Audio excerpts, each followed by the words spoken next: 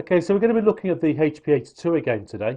I've had time to play with it now. I've had time to use it. It's been out and about on several walks and hikes, and I thought I would come back and tell you a little bit more about it and tell you some good points and some perhaps not so good points. I don't know. Um, so yeah, so basically it's multi-band handheld CB.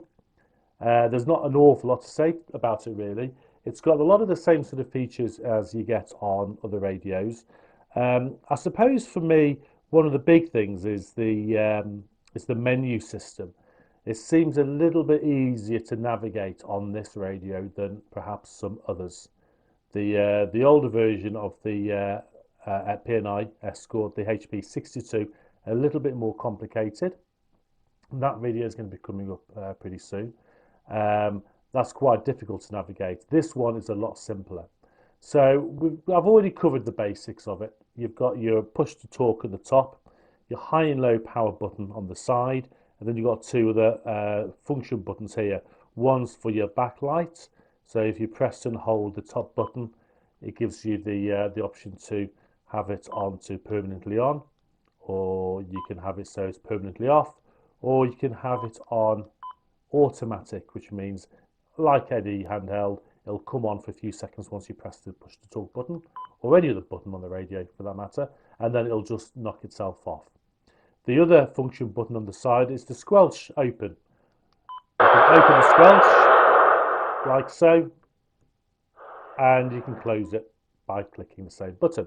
This is particularly useful if you're out and about and you're doing some long range communicating, and you don't want to have to go through the menu system just to quickly open up the squelch in case you're sort of losing contact with your other station. You can quickly open it up just by pressing the button.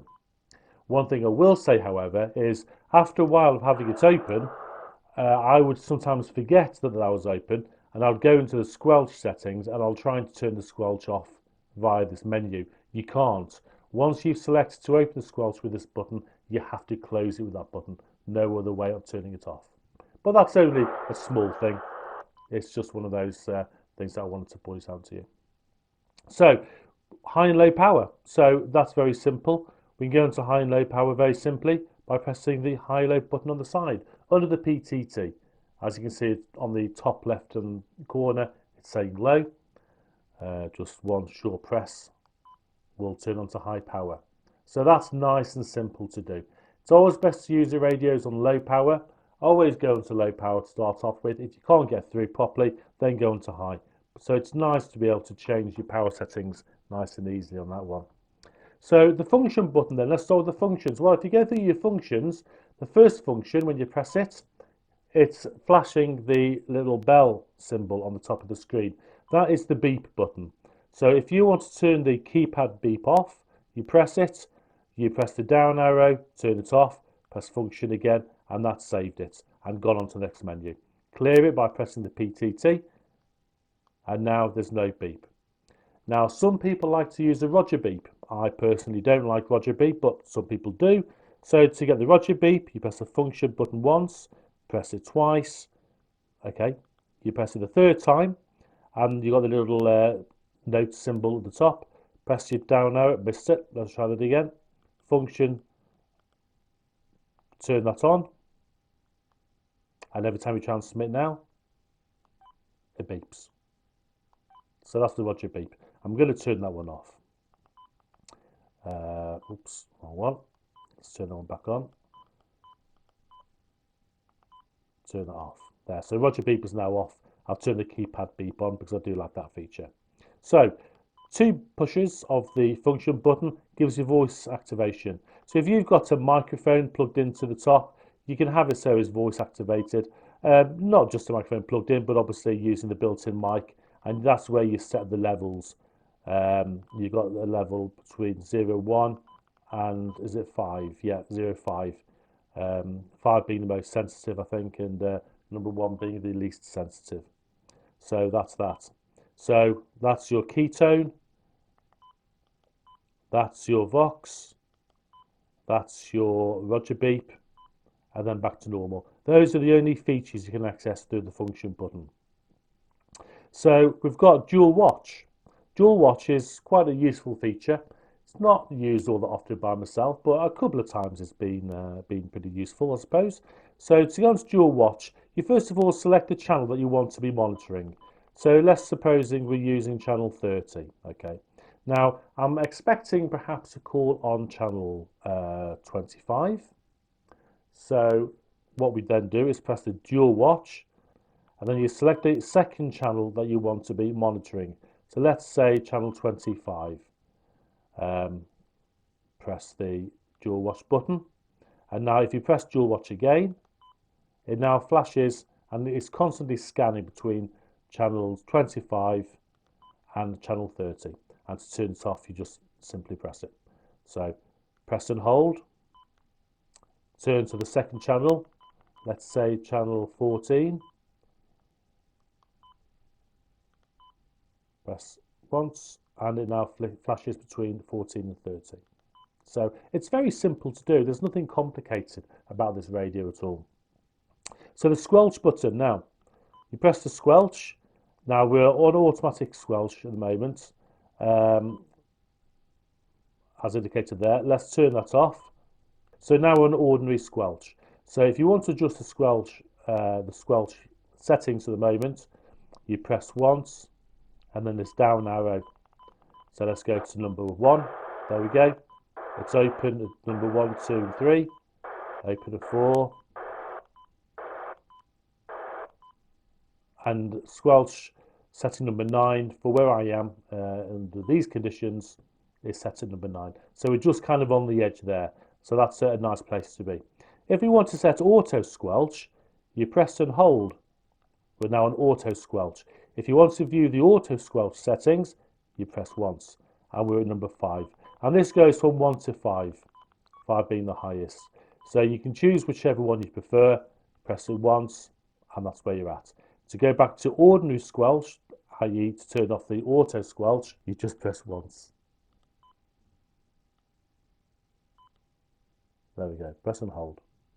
Right, so that's that. So emergency.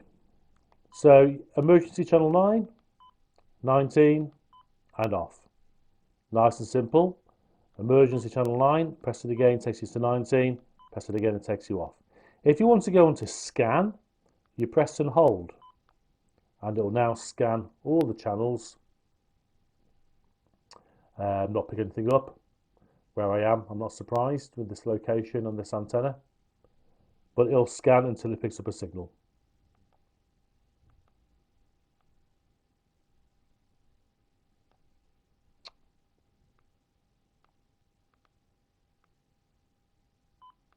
There we go. Okay, so AM FM band. Now we're on high power, we're on UK, and we're on channel 37. Now you can't go onto UK AM. There is no AM capability for UK band on the PNI Escort HP82. Although we are now allowed to use AM on the UK band, this radio will not allow us to do it. So if you use to press at the moment the AM FM button down here, it'll take you to the CE band. Now if you press and hold, that will allow you to change the band of the radio. So UK is now flashing, and now you select whichever band you want. So let's go for DE, which is the Germany band, and we're on. Now German band allows us to use AM, no problem. Press and hold. Let's go on to Poland. Poland allows us to use AM. But unfortunately, out of all the bands, the one I particularly like, the UK band, we cannot do it. So let's go back onto UK. There we go, UK. So NRC. Now this is the one of the best features about this radio, I think. The noise reduction circuit. This is really good. On my last video, which I put out last Sunday, you saw that being used, and you saw what a big difference that made. The only problem with that is, I would say, is if you're talking to quite a distant station, you may find that by pressing the noise reduction, you will actually blank them out, because they will, or the signal is so weak that the radio thinks that it's actually just interference. So it blocks them out. That's the one downside to it. The other thing I'll note is that if you're halfway through a QSO and you decide to press the noise reduction, it'll take your ears a good second or two to adjust to then pick them up as to what they're saying. And this is the same with any NRC I've used on any handheld radio. It's a case of, it takes a moment to adjust your hearing and your senses. It's a lot clearer. It makes a massive difference, but it does put a slight digital type sound onto it, which I'm not saying is a bad thing. It isn't. It just means it just takes a moment for your ears to adjust. But once you've got it turned on and you're chatting with someone with it switched on, it's a great feature to have. And that's pretty much the radio. Your top control is your on and off and your volume. The other thing I really like about this, which I've mentioned on my other videos, is that to charge this, it uses a USB-C type plug. Now, I've tried using solar panels and it works. You know, the small portable panels for charging your little battery packs. I've used the battery pack and I've used the USB plugged into the car, and it's been absolutely fine. So really pleased with that. It's a real useful feature to have. If you want to connect an external microphone, you've got a standard Kenwood type 2-pin socket there. That works with any of the standard mics that you probably have for your Baofeng radios and such. And that's it really, in a nutshell. That is the radio. It's a great radio. I've used the car kit on this before. That works really well. What I will say is, and you'll probably see this on a future video very soon, that when you're using this in the car, it is still quite a big, bulky radio to use, as well as having the adapter fastened on the bottom. But I mean, if you're willing to put that aside and accept the fact that that power supply is then charging the battery, as well as powering the radio and feeding it to an external antenna, you know what? It's a good feature to have. It comes with a clip that just clips onto the back. It also comes with a little knobble thing that just screws into the back as well. Similar to what you get on any standard microphone, one of these. And it comes with a little bracket, so you can just hook it straight onto a bracket if you wanted to mount one in your vehicle. So there you go. Overall, I've had great success with this. I've enjoyed using it. I've enjoyed being able to charge it remotely using battery packs. That's been a great feature. The sound quality on the receive is fantastic. I've used different aerials. I've used telescopic, which you'll probably see on again a previous video. I've used an extended antenna, and the people I've spoken to have all given very good reports as well. It's a very sensitive microphone. You don't have to be sort of right up close and breathing down the mic. It works well as it does. The microphone, incidentally, is just to the bottom, just down here. And there you go. That is the PNI Escort HP82. Strongly recommend it. Great for all purposes. What would be nice is to get a carry case for this. Now, I believe there is a carry case you can get, which isn't designed or specifically built for this radio. But I did see someone on YouTube who had a case that this actually did fit quite well. So I might look into that. But anyway, there you go. So thanks for your time. Thanks for watching. Any questions, please don't hesitate. Give me a message, drop me a text, send me a message any way you want. And I look forward to continuing to play with this one. And I'll keep you updated as I go along. Okay, thanks for watching. Bye-bye.